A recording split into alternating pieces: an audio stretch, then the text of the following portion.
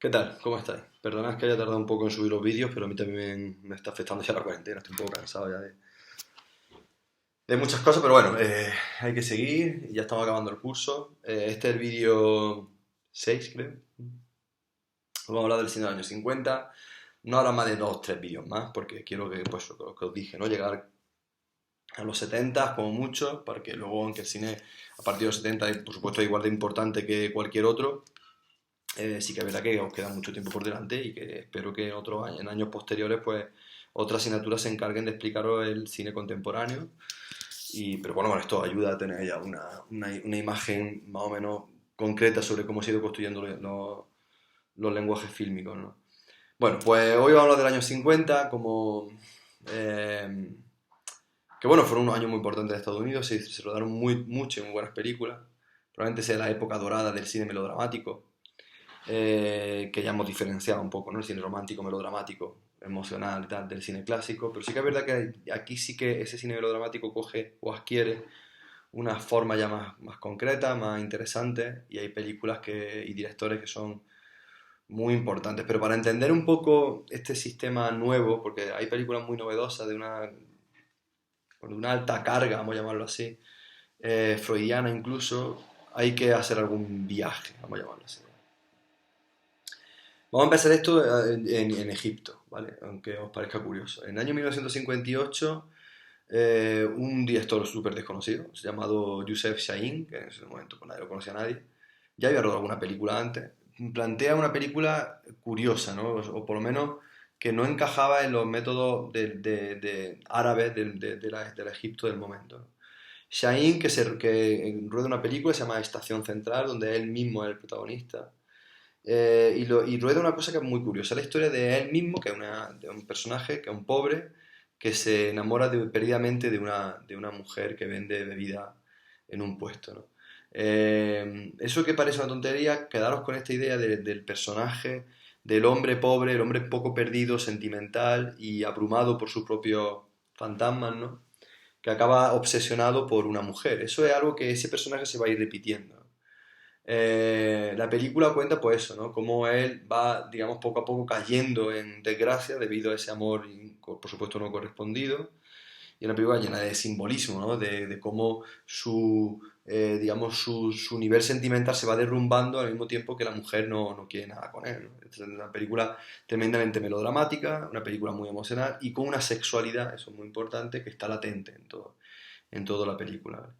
Entonces la pregunta es cómo es posible que en el Egipto del año 1958 un director casi desconocido pues tenga la valentía de rodar una película que sea propia del Hollywood de los 50, y además, digamos, trasladada a su propio mundo, al Cairo del año 1958, un ambiente muy pobre, ¿no? Un ambiente de mucha tensión racial y mucha tensión política. ¿Cómo es posible? Bueno, pues aquí sí que hay algo que a lo mejor es bueno que entendáis. En el año 1955, en abril del 55, en Bandung, una ciudad de Indonesia, se hizo una conferencia, hubo una gran conferencia que duró varios días, donde muchos países que habían quedado fuera de eso que se llamó primer mundo capitalista, es decir, los Estados Unidos, los países que tenían un sistema, bueno, pues su capitalista, ¿no? Hablamos de muchos países europeos y sobre todo Estados Unidos, y del segundo mundo que se le llamó, ese mundo que abanderado por la Unión Soviética y los países comunistas debajo su influencia, ¿no? En plan, pensamos en todo el este europeo, pero también China o Vietnam, por ejemplo. Había muchos países que se habían quedado fuera de esa división mundial, se reunieron en Bandung para generar una especie de vínculo cultural y económico que ellos llamaron como declaración como del tercer mundo, o sea, que así autodenominaron, ¿no? Ahora nosotros llamamos tercer mundo a esos países que aparentemente son pobres, pero la realidad es que se surgió como una especie de reivindicación postcolonial, ¿no? De eso que nosotros llamamos ahora estudios postcoloniales, la reivindicación de unas voces que, debido a esa confrontación propia de la Guerra Fría, ¿no? De esos dos grandes bloques que se enfrentaban, habían quedado fuera del mapa político mundial, ¿no? Y eso inauguramos así lo que nosotros llamamos los estudios postcoloniales. A raíz de esto hay una clase para estética y composición de segundo en YouTube, también ahí en el canal, bueno, pues que yo que sé, hablo un poco de todo esto, ¿no? De cómo la cronología un poco de los estudios postcoloniales y de qué van ahora, ¿no? Que se está trabajando sobre eso porque es algo fundamental en el pensamiento contemporáneo y de hecho os animo a que a que lo miréis y a que lo estudiéis porque, bueno, porque tiene su interés, ¿no? De hecho, tiene mucho interés en la fotografía contemporánea. Así que estamos hablando ya de unas posibilidades postcoloniales, ¿no? Porque claro, hablar de postcolonialidad hoy día es tener evidentemente que hablar de India. India inauguró de alguna manera, primero por su fuerza política, por su fuerza poblacional y porque es un país gigantesco, inauguró todo esto de los estudios postcoloniales. De hecho, podemos decir que cualquier cosa que sea postcolonial tenemos que ponerla o fijarla, ¿no? Como el año 1947, que es el año de la independencia de India, del Reino Unido. Después de 5 años de proceso muy dramático, que empezó en el año 1942, pero que definitivamente se finaliza en el año 1947 con la declaración de la independencia de India, pero claro, después pues, ¿no? de un proceso muy complicado, de 5 años brutales, de una guerra abierta que dejó un país pues, prácticamente destrozado, ¿no? En una hambruna potente bueno, y que además en un sistema de castas muy difícil de superar, ¿no? Que todavía hoy colea y además enormemente en India, ¿no? Lo sabrá cualquiera que haya estado allí. Yo no he tenido la suerte, pero por lo que me cuentan, por lo que me han contado personas muy cercanas a mí, todavía se siente, no se vive aquello. Entonces, bueno, pues curiosamente en medio de esa vorágine tensional, ¿no? Pues surgió un cine muy potente, inusualmente potente, podemos decir. También viene influenciado porque a los propios indios les gusta el cine, porque les gusta el teatro, les gusta la música porque tiene una vida muy colorida, ¿no? Pero sí que es verdad bueno, que ahora tenemos nosotros la imagen del cine indio de Bollywood y tal, pero sí que es cierto que no siempre fue así, ¿no? Es verdad que desde los años 30 se estaba haciendo ya películas en India, películas de alta carga realista, ¿no? Que denunciaban críticamente pues, este sistema de castas, ¿no? O que ponían de relieve la inmensa pobreza que en algunos lugares se vivía, pero no había habido todavía una gran película, ¿no? Que pusiese cine indio en el mapa internacional. Eso hay que esperar al año 1955, cuando Satyajit Ray, uno de los directores más importantes de la historia del cine indio, rodó pues, probablemente la película más, digamos, más representativa de todo el cine realista indio y una de las películas más importantes de la historia del cine, se llama Pater Panchali, la historia de un niño, Apu, que vive en un ambiente rural con su abuela, ciega, a las afueras de Calcuta. De hecho, bueno, Ray rodó la película con muy pocos medios, con actores amateurs, a las afueras de Calcuta en muy pocos días, ¿no? Pero bueno, consiguió una historia muy realista, la historia de Apu, que ve cómo su mundo rural va cambiando con la llegada del tren. El tren es como pues, eso, la llegada de la modernidad, ¿no? La llegada del nuevo mundo. Y esa confrontación, ¿no? De la vieja India con la nueva India. Además, desde un punto de vista muy realista. Muy realista y que, digamos, se veía muy bien a través de su blanco y negro y su silencio, en un cine muy contemplativo, una alta carga de ese neorealismo italiano que tanto importante había sido en los 40 y que, digamos, hablaba de los verdaderos problemas y dramas reales de la gente en India. Pero claro, ese cine no conjugaba muy bien con esa nueva idea socialista de la nueva India, ¿no? O sea, hay que entender que India tiene, lógicamente, geográficamente un espacio muy concreto, de una alta, evidentemente está muy influenciado por la gran potencia asiática que es China. China en ese momento vive una dictadura de los primeros años de la dictadura autoritaria del Partido Comunista con Mao, de la dictadura maoísta. También ocurre en Vietnam, por supuesto, brutalmente influenciado por la Rusia de Stalin. Y claro, lógicamente ese cine de Rai, que es muy realista, ¿no? Y que cuenta las cosas de una manera contemplativa, no es la imagen de esa nueva India que es el Partido Comunista o que el propio socialismo, no hace falta saber, el propio socialismo de la época propagandístico quería enseñar, ¿no? Probablemente esa película, en la que se va a convertir como en la patria, no como en la imagen de la patria, se llama Mother India, una película rodada en 1957, 2 años justo después. Mother India, que es la historia de una mujer que se va a casar con toda una boda india, ¿no? Que se va a casar y cuando se da cuenta que tiene que vivir la vida real, pues se da cuenta que es un país pobre, ¿no? Pero que a través del trabajo, del esfuerzo, de estar en el barrio y de la unión, pues entre todos los pobres, entre todos los campesinos, construirán una India próspera, unida y fuerte, que lógicamente tiene 800 momentos en la película que son de una altísima carga propagandística y socialista, cosa que claro que está en la línea de ese cine maoísta, de ese cine stalinista, que más que un cine es una exaltación de los valores del pueblo. Realmente eso ocurre en todo sistema autoritario, es decir, también ocurrió en España, también ocurría en Alemania de Hitler, también aquí teníamos durante los años franquistas, pues yo qué sé, a las tonadilleras, ¿no? O a Joselito como imágenes, o a Marisol, ¿no? Como imágenes representativas del cine, como si eso fuese algo, pero realmente no deja de ser un cine que es propagandístico, ¿no? Que es un cine que digamos que da una imagen del país que es la imagen que el propio partido que el propio partido, en este caso socialista indio, quería representar a su país. Madre India se convierte lógicamente en la pura patria de la India del momento, pero sí que es verdad que aún no teniendo esa carga realista que tanto nos interesa a nosotros en el cine, ¿no? Esa carga crítica que tanto a mí personalmente me interesa, más allá de ideología, por supuesto, y que es una película, digamos, dejada a la propaganda gubernamental. eh, sí que es verdad que, bueno, cuando la ves, ¿no? Es colorida, musical, es de hecho un musical, tremendamente emocional. Son historias humanas contadas con esa grandilocuencia del cine melodramático. Un poco uno ve ahí la semilla de lo que luego llamaremos Bollywood, ¿no? Que, bueno, sabéis que India es la segunda gran industria del mundo del cine, así que ahí está la semilla, ¿no? Por si a alguien le interesa.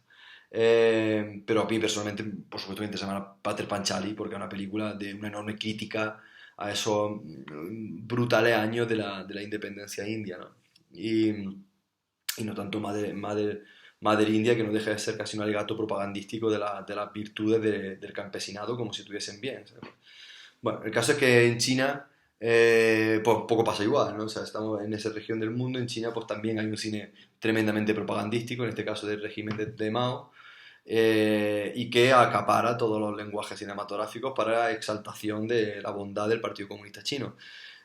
No es de mucho interés si no queremos, pues, ¿no? O sea, aquí una especie de oranismo salvaje sobre las virtudes de los nuevos órdenes, pero incluso allí hay un cine crítico, incluso allí hay un cine realista, un cine que cuenta historias profundamente humanas, si bien con esa pátina melodramática de la magia de los años 50, pero hay un cine, sobre todo en el cine de Xie Jin, que por supuesto no estuvo aceptado por el régimen de Mao, de hecho acabó limpiando los propios baños del estudio cinematográfico donde ella trabajaba, donde él era el jefe.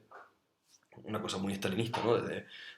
Muy de la gulag, ¿no? De coger a uno o directamente eliminarlo, bajarlo a la clase más baja de la sociedad.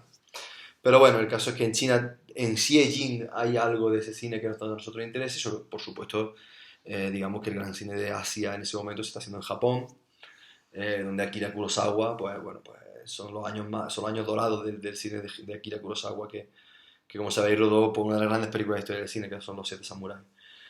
Kurosawa es un tipo, digamos, que fundamentó ese imaginario del cine oriental que nosotros tenemos, ¿no? Un cine muy épico, a veces también violento, pero también de una altísima carga humana.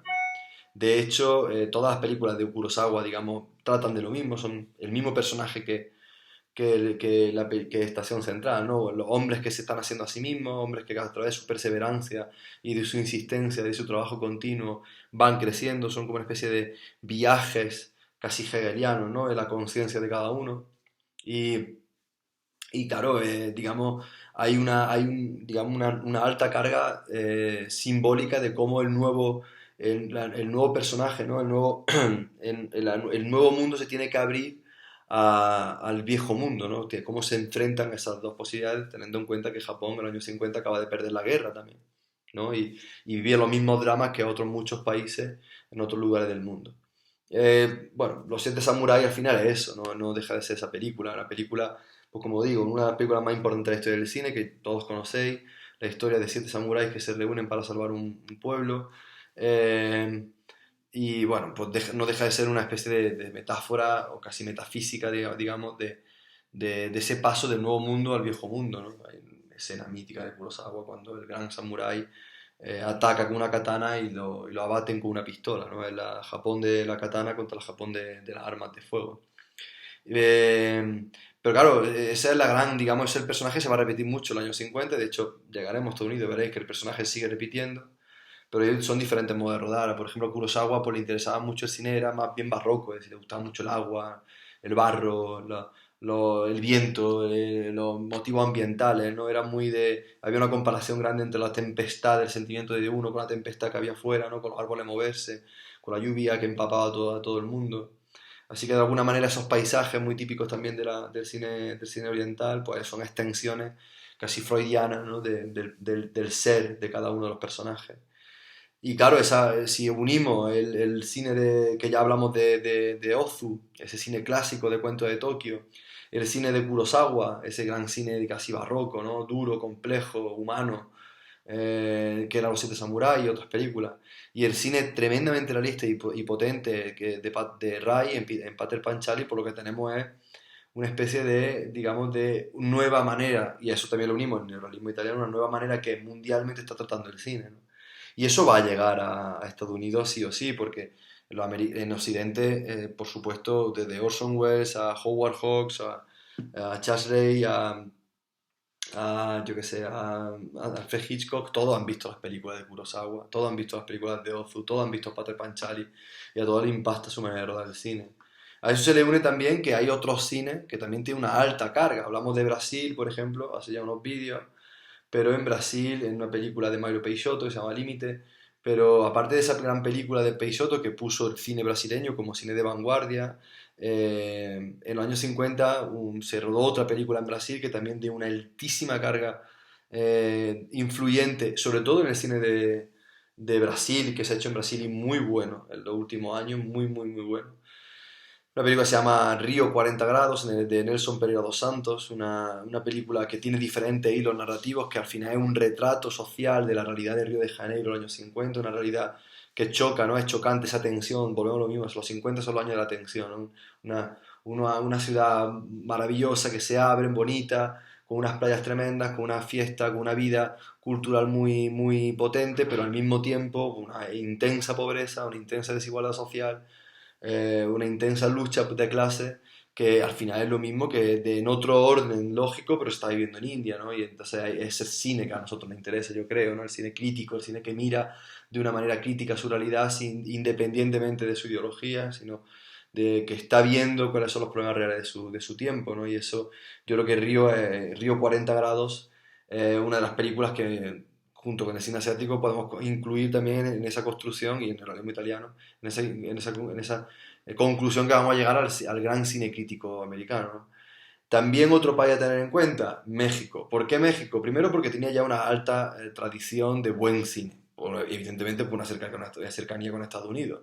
Muchos mexicanos habían estudiado en Estados Unidos con grandes directores de cine, con grandes directores de fotografía. Entonces, el cine de alta carga realista ya se estaba ocurriendo en México de una manera consistente. Por ejemplo, las películas de Fernando de Fuentes, ¿no? O las películas de Emilio Fernández, que son películas, ¿no?, muy clásicas dentro del cine mexicano y de una alta carga emocional, de una alta carga también humana, ¿no? Pero claro, ¿qué ocurre? Que en el año 1950, los años 40, finales de los 40, el que llega a México es un señor llamado Luis Buñuel, que está exiliado del régimen franquista en España y se va a México pues, exiliado, ¿no? Y aquí en España, después de rodar alguna película, como vimos, ¿no?, de alta carga surrealista, allí empieza a preocuparse por los desajustes sociales muy típicos del México DF, también influenciado por ese surrealismo, ¿no? Por ejemplo, de Álvarez Bravo en la fotografía. Y claro, lo que rueda Buñuel allí cambia definitivamente la historia del cine mexicano. De hecho, en México es muy curioso porque en México hay una gran, digamos, una comprensión del cine de Buñuel como propio, ¿no? O sea, como, de hecho yo siempre digo lo mismo, que si el gran cine de Buñuel, desgraciadamente es el cine mexicano. Entonces, Buñuel al final es un cineasta que por tiempo, ¿no? Y por preocupación hizo muy buenas y muchas películas en México, siempre con la resonancia, ¿no?, de aquella idea republicana y de aquella idea antifranquista, pero ya lejana y filtrada por el surrealismo muy, muy exacerbado. Entonces lo que genera Buñuel es que ha sido un cine propio, ¿no? Que enraiza todo lo que fue él y todo lo que encuentra en México. De hecho, en 1950 rueda Los Olvidados, por una de las grandes películas de Buñuel, donde bueno, pues rueda la vida de los pobres, la vida de los pobres, de los delincuentes, de los maleantes, en los barrios bajos del DF. Y curiosamente, por otro lado, a México no, tiene una relación rara con Buñuel, ¿no? Los mexicanos porque ven en Buñuel también un tipo que vino de fuera, vino de España para casi reírse de su propia forma de vida, ¿no? Porque casi todas las películas que Buñuel hizo en México, que fueron muchas, todas se ríen de lo mismo, ¿no? Todas son unas críticas tremendas a la vida de la clase alta, son, digamos, críticas al fetichismo este mexicano por la maternidad, por la madre, por la muerte y por ese exceso, ¿no? Excesivo arraigo religioso, muy típico también bueno, como sabéis, ¿no? De México. Entonces, hay una relación un poco rara, ¿no? Con el cine de Buñuel. Pero evidentemente Buñuel fue allí a cambiar la historia del cine. Y de hecho, en gran medida, el cine mexicano está atravesado, ¿no? por el inmenso e increíble talento y la enorme idea vanguardista que Buñuel acarreaba consigo después en su exilio. Eh, y digamos que es el mapa, ¿no? O sea, hemos ido de Egipto a India, de India a China, de China a Japón, y de Japón a Brasil, de Brasil a México, para irnos ya definitivamente a Estados Unidos. Donde, claro, o sea, en Estados Unidos, una vez acabada la guerra, el presidente, no sé si sabían por esto de Estados Unidos, pero ganó Eisenhower, un tipo que tenía de todo, menos comunista. Era un hombre bastante conservador que además veía en el comunismo un peligro salvaje. Fácil de entender, entre cosas porque el otro bloque mundial, ¿no? El enemigo claro de la Guerra Fría era la Unión Soviética. Entonces había casi una persecución, digamos, a todo lo que fuese, tuviese tinte, digamos, comunista. De hecho, bueno, ya estoy hablando en otro vídeo sobre lo de la casa de brujas y este tipo de cosas, ¿no? Pero curiosamente en ese Estados Unidos Eisenhower, ¿no? Que tuvo un enorme crecimiento económico, Estados Unidos ya definitivamente se erige como la gran potencia mundial y donde esa vida de la clase media, ese estado de bienestar, ¿no? De que tanto hablamos, se consiguió definitivamente. Ese estado de bienestar conllevó, como es fácil de pensar al mismo tiempo en cualquier lugar del mundo, algunas tensiones, ¿no? Tensiones que no acababan de resolverse y que, digamos, apagaban ciertas voces que dentro de ese mismo estado de bienestar iban surgiendo, ¿no? Era como una especie para que ya lo entendamos, ¿no? Una especie de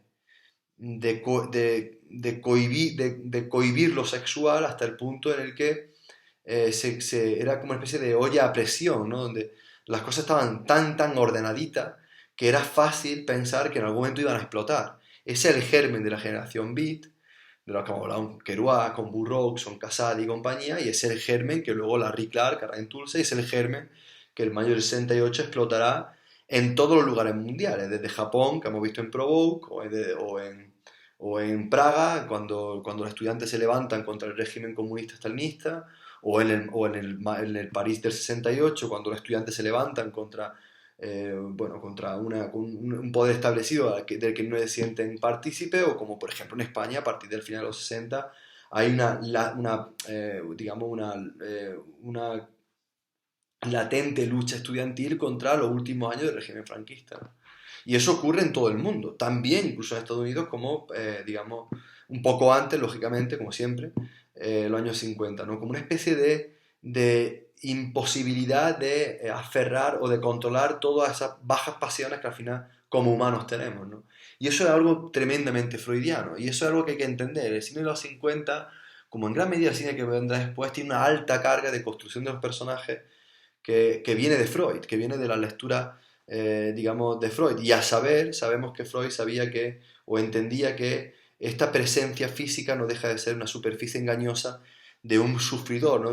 de un neurótico que dentro de sí tiene o desarrolla sus propias locuras, ¿no? Y eso, lo que se ve que parece una cosa y lo que realmente es que no se ve, esas tensiones son las que se van a definir muy bien en el cine de los 50 y que es muy sutil, de hecho es tremendamente interesante, ¿no? Por ejemplo, vamos a una película que es de esta mítica, ¿no? Una película de Nicolas Ray, uno de los grandes directores de los años 50 en Estados Unidos. Nicolas Ray rueda una película que se llama Solo el cielo lo sabe. La historia es tremenda. Solo el cielo lo sabe es la historia de una señora que enviuda joven. Vive afuera de la ciudad, clase alta, clase media alta estadounidense. Su marido enferma y muere. Ella tiene 2 hijos, vive sola en una casa gigantesca a la afuera de una ciudad. La élite con la que ella se mueve, es decir, su amiga y amigos, esperan de ella pues, que sea una persona perfecta, ¿no? Que ayude a la beneficencia, que vaya a la iglesia, que tenga una vida dedicada al otro, ¿no? Dedicada yo qué sé, pues, a una vida tranquila, ¿no? Casi contemplativa hasta el final de sus días. Sin embargo, esta mujer comete un error o un pecado, y es que se enamora de Rock Hudson, que también es normal enamorarse de un hombretón así, que es su jardinero. Y tienen un romance. Ese romance es súper incomprendido. De hecho, ella sufre muchísimo porque nadie entiende que ella puede llegar a enamorarse. Pero lo que más sufre son los demás, que no reconocen que una mujer que es viuda y que una mujer que está en edad perfectamente de vivir, tenga y desarrolla deseos, ¿no? Y esos deseos que se desarrollan son prácticamente ocultos. De hecho, eran perversos, ¿no? Y esa tensión, esa es la tensión del cine de los 50, ¿no? Esa tensión entre las bajas pasiones y lo que, digamos, las costumbres que están establecidas o aceptadas a alto rango, ¿no? Esa es la tensión tan brutal del cine de los 50. Lo interesante es que Ray rueda la película de un enorme melodrama. O sea, de una intensa carga mágica o melodramática. La película es un otoño perfecto, las hojas caen, todo es maravilloso, un intenso Technicolor rodado en panorámico, todo es maravilloso en esa película. Sin embargo, y todo parece maravilloso. Sin embargo, lo que cuenta no es tan maravilloso. De hecho, tiene una enorme carga realista. Y esa dicotomía, ¿no? Es la gran crítica. Es criticar a la pompa, ¿no? Criticar el espectáculo con el propio espectáculo. Y me parece que eso es brillante, eso es muy, muy, muy, muy inteligente a todos los niveles, ¿no? Es usar exactamente el mismo código establecido para hacer una crítica a esos códigos establecidos. Y eso es tremendo, porque al final lo que sale es eso, ¿no? Lo que sale es un retrato realista, humano, de esas tensiones, que son tensiones raciales, que son tensiones sociales, que son tensiones laborales, que son tensiones muy puras dentro de un mundo que aparentemente es perfecto, pero que no lo es en absoluto, ¿no? Incluso en el cine de Nicolas Ray, su retrato de las mujeres llega a ser casi, digamos, de un latente, o sea, casi dictatoriales, ¿no? Sus mujeres están vestidas de negro, son muy hombres, son muy viriles, y tienen una intensa carga, digamos, tradicional y conservadora, ¿no?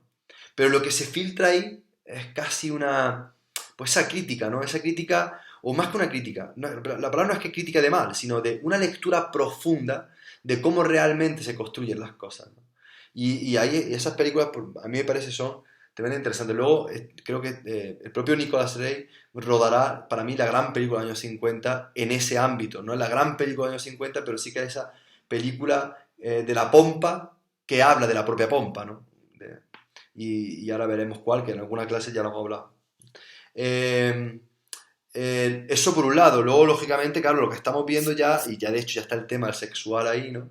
El deseo reprimido, que es muy libidinal, muy, muy freudiano, que es algo que es imposible que se controle. De hecho, el cine underground, por ejemplo, el cine de Kenneth Anger, porque el cine de Kenneth Anger ya directamente lo abre, ¿no? Cuando rueda personajes de una clara tendencia homosexual de una manera muy, muy, muy sexual, ¿no? Y bueno, eso, digamos, esa tensión ya está ahí.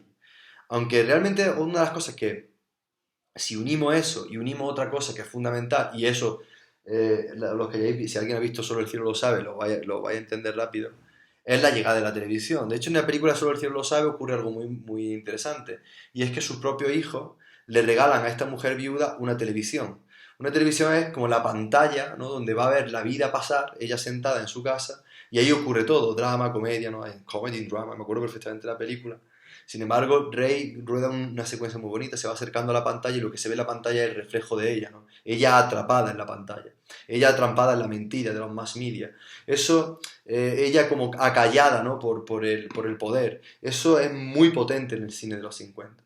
De hecho, la llegada de la televisión va a cambiar definitivamente la manera de narrar el cine, ¿no? Si el cine potente o el cine que nosotros entendemos como potente está en Los Ángeles, la meca, digamos, de la televisión ya no es Los Ángeles, es Nueva York, ¿no?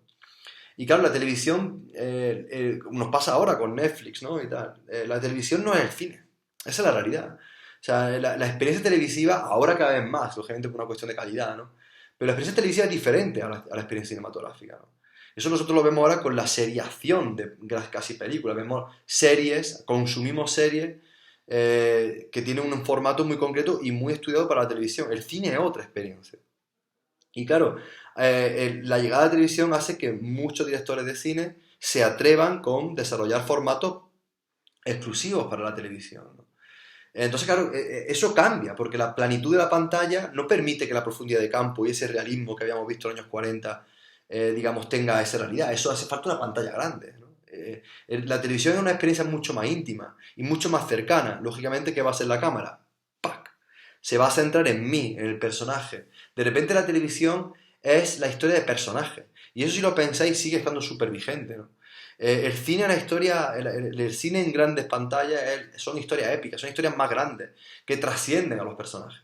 El cine televisivo o las series televisivas son series que persiguen a personajes, son personajes de una alta carga que los vemos, que empatizamos, fraternizamos con ellos. Y eso generó un cambio estructural en la manera de interpretar y en la manera de situar a los nuevos personajes dentro de la historia del cine. De hecho, fue tan así que se hizo un nuevo método, lo que se llamó el método. De hecho, había películas o teatro sobre ese nuevo método, ese nuevo método de interpretar que se llamaba The Method, que se puso de moda en un lugar de Nueva York, una escuela de cine, se llama The Actors Studio, donde estudió, por ejemplo, Marlon Brando, que es donde realmente cambia definitivamente la manera de interpretar a los personajes. Esos personajes ya no son, digamos, personajes que se abren a sus sentimientos, como pasaba en el cine en los años 20, años 30, años 40, ¿no? Que son personajes presos de sus propios sentimientos, que no pueden negarlo. Ahora no, ahora siguiendo ese concepto freudiano, la apariencia no es más que eso, una pura apariencia, una pura superficie, que esconde altos sentimientos que no tienen por qué ser vistos, no tienen por qué ser leídos, sino que tienen que ser interpretados a través de los actos. Y eso es el nuevo método. Los actores empiezan a ocultar sus verdades, ¿no? Empiezan a ocultar su verdadera identidad. Eh, y al final es, digamos, de alguna manera lo que Freud planteaba, ¿no? Es un paso de realismo ese que antes habíamos rodado para una especie de supresión de los sentimientos, ¿no? Ya no nos interesa a los personajes que nos digan sus sentimientos, que lloren en escena hechos polvo. A lo que nos gusta son los personajes que filtren de alguna manera su devenir en la historia, ¿no? Que aguanten estoicamente muchas cosas y que nos vayamos descubriendo poco a poco, ¿no? Que vayamos descubriendo hasta que de repente, ¡pam!, explotan, ¿no? Y cuando explotan es esa magia del personaje que ha llegado a su último momento, ¿no? Y eso yo creo que la película que mejor resume al personaje hombre, ¿no? Como algo más que un simple sujeto viril, ¿no? Un simple sujeto que está allí imponente, sino que hay algo que está lleno de sentimientos, ¿no? Que tiene conflictos interiores y que cuando esas situaciones extremas explotan de verdad y se le nota, pues probablemente el personaje sea James Dean en Rebelde sin causa, la película de Nicolas Rey. Pues como sabéis, ¿no? La historia de un chaval que no tiene una causa para estar enfadado, sin embargo está brutalmente enfadado con el mundo en el que vive, y es ese grito de la juventud, ese grito nuevo, que dentro de esa aparente perfección de la América Eisenhower, lo que surge es un grito desesperado y duro contra todo ese poder establecido, ¿no? Que de repente James Dean, ahí, bueno, la película Rebelde sin causa es que yo creo que os obligo a verla, no es una. Probablemente no sea la película más alta en lenguaje cinematográfico, no la película más experimental en lenguaje cinematográfico, pero yo creo que es la gran película de Hollywood de los 50, ¿no? Esa película fácil de leer que conglomera el melodrama, el colorido, el panorama, el panorámico, perdón, y el personaje, ¿no? El gran personaje que, digamos, que esconde sus sentimientos hasta que un día ya no puede más y cuando explota es, digamos, una tormenta, ¿no? Esa tormenta que tanto le gustaba a Kurosawa. Y yo creo que esa película, Nicolas Ray ahí lo hace perfecto para decirnos que los años 50 eran mucho más que Disney, ¿no? O que los musicales de colores, de Jim Kelly, movidas así, sino que las tensiones existían, ¿no? Que lo racial existía, que las tensiones laborales existían, que las tensiones políticas existían, que las tensiones entre clases existían, que Estados Unidos era un país que igual que enseñaba una prosperidad aparente, tenía una alta carga de odio dentro de sus postulados y que de alguna manera también una tensión sexual y que, digamos, estaba siempre latente hasta el momento en que se deja ver, ¿no? Y ese momento en el que se deja ver, digamos, es casi de una altísima carga emocional, ¿no? De hecho, ese personaje que hemos recuperado de Estación Central, de Egipto, o esos personajes de Kurosawa, son los mismos personajes de los grandes directores que en los años 50, los grandes directores americanos de los años 50 están haciendo en Estados Unidos, ¿no? Y a saber cuáles son los grandes directores de ese momento, pues son Orson Welles, que en los años 50 rueda Set de Mal, una de las grandes películas de la historia del cine, John Ford, que rueda Sentado del Desierto, una enorme western de la historia del cine, Hitchcock, que rueda Vértigo, Howard Hawks, que rueda con Joe Houston Río Bravo. Eh, Todas esas películas, todas las grandes películas, esas películas súper clásicas, ¿no? Que algunas se nos ponen en Navidad, o yo que sé, en las 2 a las 3 de la tarde, como esas grandes películas de historia del cine. Todas repiten el mismo patrón, ¿no? Son todas películas protagonizadas por hombres solitarios, hombres obsesionados con mujeres, que no pueden desarrollar que su obsesión es neurótica, es decir, que no se deja ver, sino que se deja entrever en sus actos obsesivos compulsivos, de una altísima carga sexual latente que esconde toda esa tensión del momento, ¿no? Esos son los años 50, realmente el tiempo de la gran tensión. Ese cine le va a encantar a Truffaut. Y probablemente por eso la Nouvelle Vague también tiene algo de esa carga sexual, ¿no? Que está personificada en personajes como Brigitte Bardot. Pero eso ya será el siguiente vídeo. Cuidaros, por favor. Ya mismo estamos fuera. Un abrazo.